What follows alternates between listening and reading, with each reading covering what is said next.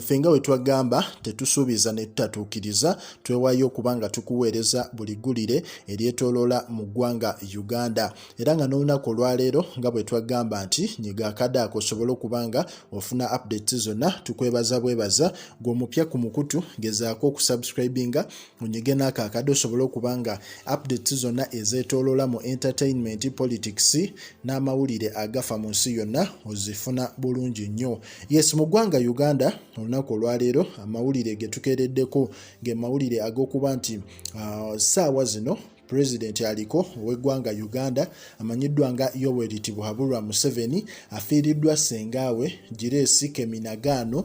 Ngono ssengaawe abadde n'emyaka 97 era nga yafudde ku ssaawa 2 ez'ekiro ky'olunaku olw'eggulo wali e Nakasero we yafiiridde.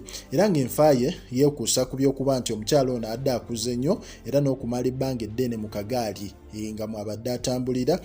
Era mu mbeera eyo omukulembeze w'eggwanga Uganda ali mu nnaku etagambika kubanga y'omu ku bantu abadde nga abasigaddewo kuba nga bw'onagamba bakulu be okisegeera bakulu be ababadde bakyasigaddewo era nga agenda kuba aziikibwa olunaku olw'enkya wali Lwakitula. So ye ng'omuntu avuddeyo n'ayogera n'agamba nti I regret to announce the death of one of my paternal aunties,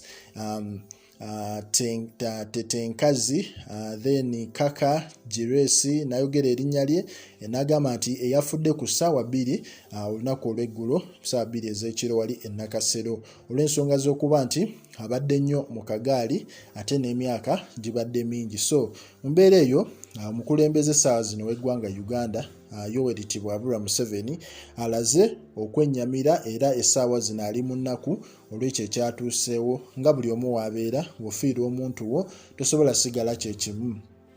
Obeera mu nnaku, obeera owulira bubi, naye ng'ate ezo ziba nteekateeka za Katonda. Waliwo ebintu byatukweka naddala okufa, tosobola mmanya ddi lw'ogenda kufa, naye ng'ate era buli omu yatondebwa okuba nga alina okukola ki?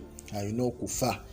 So mu mbeera eyo ye ng'omuntu naye alinze olunaku lwe lutuuke, yadde emabegako abo bavuddeyo ne bamubika ne bagamba nti omukulu ali bubi, naye ate kyaviirako abantu ab'enjawulo obuzibu okuba nga bakwatibwa. Naye omukulu yali gyali nga bwe kigambibwa era nga bannayuganda bonna beesunze okusobola okuba nga omukulu bamulabako olw'ensonga nti ebulayo ennaku nga 3 ku 4 oba 5 eza lockdown okuba nga eggwako. Kati buli omu yeesunze okukonfaminga nti omukulu waali era mu process yalina okwogera asobole okuba nga either lockdown bagijjawo oba nga bagyongerayo. So omukulu buli omu yeesunze omulabako, otherwise w'ataalabike ku olwo olunaku kigenda raising concern nene nnyo mu ggwanga Uganda ku bizze bitambula. Naye nga ku Projan Media likinga, commentinga era subscribinge.